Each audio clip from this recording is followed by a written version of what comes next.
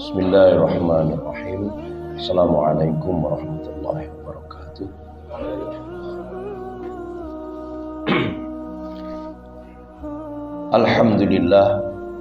Alhamdulillahi rabbil alamin.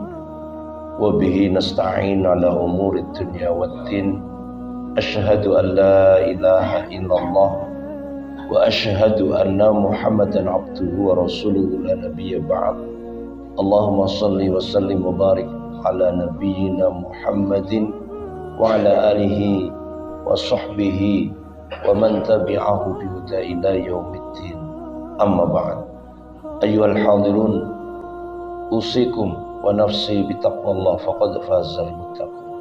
Saudara-saudaraku, jamaah subuh yang dimuliakan Allah Ta'ala, alhamdulillah kesempatan pagi hari ini atas karunia Allah Ta'ala kita masih diperkenankan untuk bisa bertemu kembali di kesempatan subuh pagi hari ini di hari yang ke-19 di bulan Dzulqa'dah 1444 Hijriah. Saudara-saudaraku, pagi hari ini kita diingatkan Allah Ta'ala melalui sebuah ayat kauniyah yang terjadi pada tengah malam. Tadi malam ya, kita diberikan ayat Allah berupa ayat kauniyah, gempa bumi yang berpusat di Pacitan, barat daya Pacitan, mendekati sekitar 10 kilo dari Pacitan, berarti tidak terlalu jauh. Dan getarannya terasa sampai di kita tadi malam. Bagi yang belum tidur mungkin bisa merasakan guncangan gempa yang luar biasa, cukup kencang ya, karena magnitudo 6 ya, jadi cukup kencang. Kalau kita melihat fenomena alam, ini adalah bagian dari ayat-ayat Allah kauniyah, bahwa gempa itu bagian dari ayat-ayat kauniyah yang mestinya bisa kita ambil pelajaran. Di dalam surah An'am ayat 65 kita diingatkan oleh Allah Ta'ala, a'udzubillahi minasyaitonirrajim. Qul, katakanlah, huwal qadiru ala ayyab'atsa 'alaikum 'adzaban.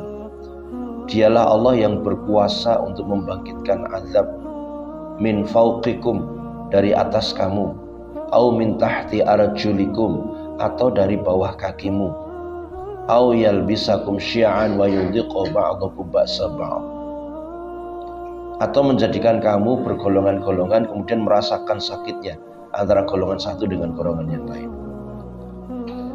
Ungzur kaifa nusarriful ayat la'allahum yafqahun. Perhatikan bagaimana Allah nusarriful ayat, berulang-ulang menampakkan ayat-ayat Allah, la'allahum yafqahun, supaya mereka memahami.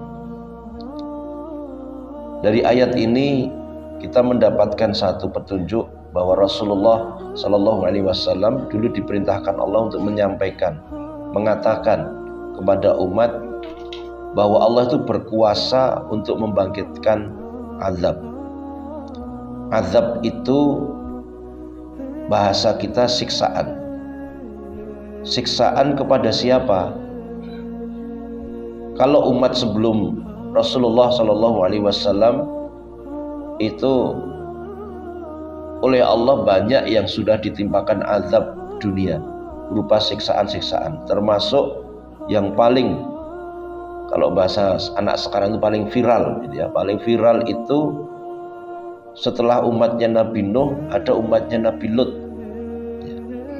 Karena umatnya Nabi Lut ini di dalam surat Hud ayat 82 dan 83 oleh Allah Ta'ala diberikan siksaan berupa wa amtorna falamma ja'a amruna ja'alna 'aliyaha safilaha wa amtorna hijarah min sijilin mandud. Ketika datang perintah Allah, maka dijadikan rumah mereka itu terbalik. Ini rumah menjadi terbalik itu karena ada goncangan bumi yang luar biasa dahsyat. Tidak cukup itu, wa amtarna alaihim hijarah min sijilin mandud.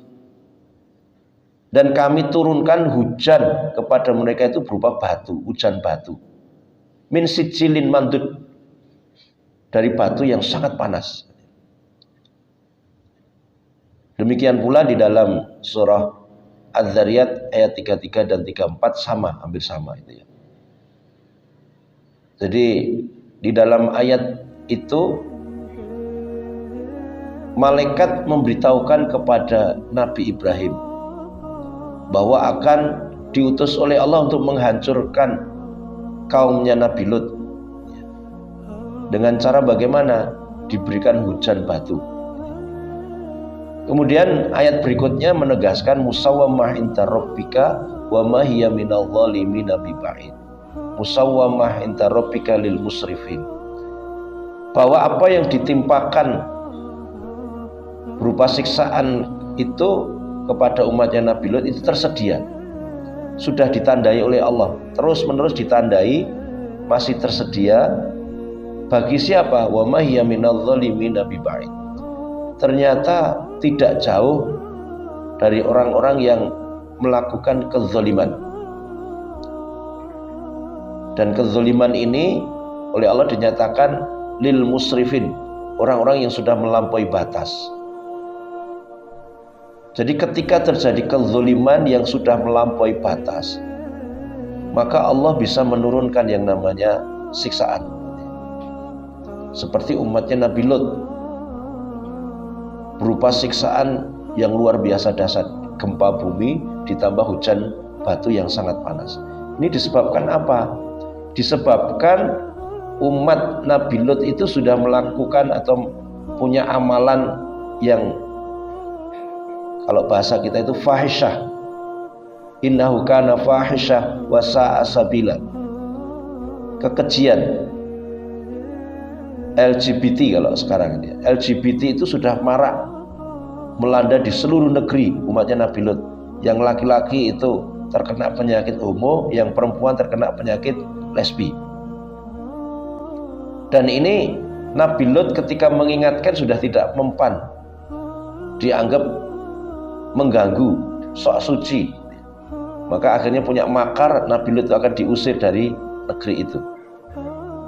Maka oleh Allah karena ini sudah melampaui batas kezalimannya, maka diturunkan yang namanya malaikat dan diutus malaikat itu untuk mengguncangkan bumi dengan gempa bumi dan juga menghujani dengan batu-batu yang sangat panas. Dan ini masih tersedia ternyata. Kezaliman-kezaliman yang sudah melampaui batas itu oleh Allah bisa jadi diturunkan siksaan seperti itu. Kembali ke surat An'am ayat 65, nusarriful ayat la'allahum yafqahun. Perhatikanlah bagaimana Allah senantiasa nusarriful, itu terus menerus bolak-balik menampakkan ayat-ayat Allah supaya mereka itu paham. Ayat Allah tentang apa ini? Ayat Allah tentang siksaan tadi. Kadang Allah menunjukkan miniatur siksaannya itu seperti gempa bumi gitu ya. Jadi itu bagian dari ayat Allah, ayat kauniyah. Dan Allah berkuasa untuk membangkitkan siksaan seperti itu, bisa dari atas, bisa dari bawah gitu ya. Dari atas itu bisa angin puting beliung, bisa radiasi yang membesar sehingga menyebabkan yang di bawah tanah itu berguncang. Kalau para ahli menyatakan itu lempengannya ada yang patah. Kenapa? Karena bisa jadi pembesaran radiasi. Kenapa? Allah memerintahkan malaikat yang berada di atas langit, yang di ars, bisa jadi seperti itu. Dan itu semua terkait dengan perilaku manusia. Nah ini yang perlu kita sadari, bahwa itu semua adalah ayat-ayat Allah la'allakum yafqahun, supaya kita paham. Surat An'am ayat 66 kemudian wa kadzdzaba bihi qaumuka wa huwal haq. Ketika Rasulullah menyampaikan berita seperti itu, kaum orang-orang Quraisy pada waktu itu ternyata mendustakan. Wa kadzdzaba bihi qaumuka, enggak percaya ini. bahkan menantang Rasulullah untuk menghadirkan bencana itu saat itu juga. Maka Rasulullah diperintahkan Allah untuk memberikan jawaban, qul la amliku li nafsi dharra wa la naf'a illa masyaallah. Aku tidak berkuasa untuk mendatangkan dari pihak diriku sendiri baik madzarat maupun manfaat ini. Illa masyaallah, kecuali semua itu karena kehendak Allah. Jadi umat itu malah justru minta disegerakan ini. Dan Rasulullah didustakan memberitakan ayat-ayat seperti itu. Qul lastu alaikum biwakil. Kalau mereka mendustakan, katakanlah aku tidak bertanggung jawab seperti itu. Yang penting Rasulullah itu mengingatkan, memberikan peringatan kepada umat. Bisa jadi kalau kezaliman itu sudah melampaui batas, bisa didatangkan azab, siksaan sebagaimana umat-umat terdahulu. Tapi kapan? Wallahu alam. Tapi yang jelas ayat-ayatnya itu nusarriful ayat, senantiasa ditampakkan. Ada ayat gempa bumi, bahkan ayat likuifaksi, ayat dibenamkan di bumi seperti Qarun, ditenggelamkan seperti tsunami. Itu oleh Allah sering ditampakkan. Nah, saudara-saudara sekalian, kembali ke surat An'am ayat 44, ternyata itu semua disebabkan oleh kezaliman-kezaliman manusia. Falamma nasu ma dzukiru bihi, terutama mereka itu melupakan peringatan-peringatan Allah yang dibawa oleh para nabi, para rasul. Dan peringatan-peringatan Allah itu sebenarnya sudah ada dari dulu sampai sekarang sampai yang akan datang. Ketika mereka melupakan, maka oleh Allah diawali dengan istidraj dulu. Akan dibukakan pintu-pintu segala sesuatu, sehingga seolah-olah mereka tidak ada persoalan ini. Hatta idza farihu bima utu, sehingga ketika mereka sedang menikmati apa yang diistidrajkan Allah itu, akhadnahum baghtah, Allah bisa menimpakan siksaan dan mendadak.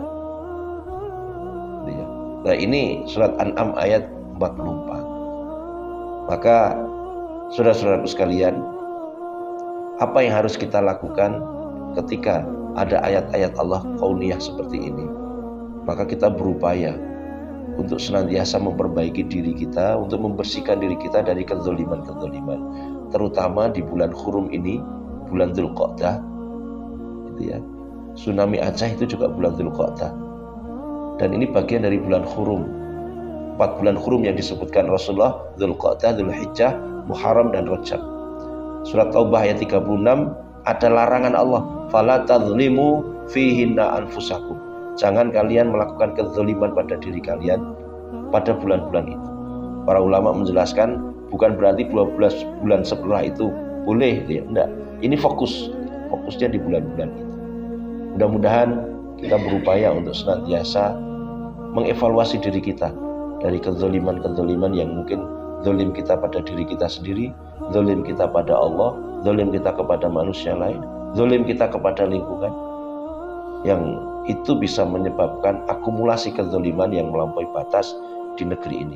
Mudah-mudahan kita senantiasa bertaubat, istighfar, dan kepada manusia mungkin kita banyak minta maaf, banyak memaafkan, sehingga nanti kita tidak tercampur iman kita dengan kezaliman. Surat An'am 82, alladzina amanu walam yalbisu imanahum bidzulmin ulaika humul amnu. Orang iman yang tidak dicampur aduk dengan kezaliman, maka akan ada jaminan aman oleh Allah Ta'ala. Aman di dunia maupun di akhirat akan ditolong oleh Allah. Surat Ghafir, surat 45:1, bahwa Allah akan menolong. Inna lanansuru rusulana walladzina amanu fil hayati dunya wa yauma yaqumul ashhad. Allah akan menolong orang-orang iman di kehidupan dunia sampai di kehidupan akhirat. Kalau imannya tidak dicampur aduk dengan kezaliman, insya Allah aman dunia sampai akhirat. Mudah-mudahan bermanfaat. Ada kurangnya mohon dimaafkan, ada kelirunya insya Allah nanti kita revisi kesempatan. Kita akhiri dengan bacaan hamdalah. Alhamdulillahirabbil alamin. Subhanakallahumma rabbana wa bihamdik, asyhadu an la ilaha illa anta, astaghfiruka wa atubu ilaik. Assalamualaikum warahmatullahi wabarakatuh.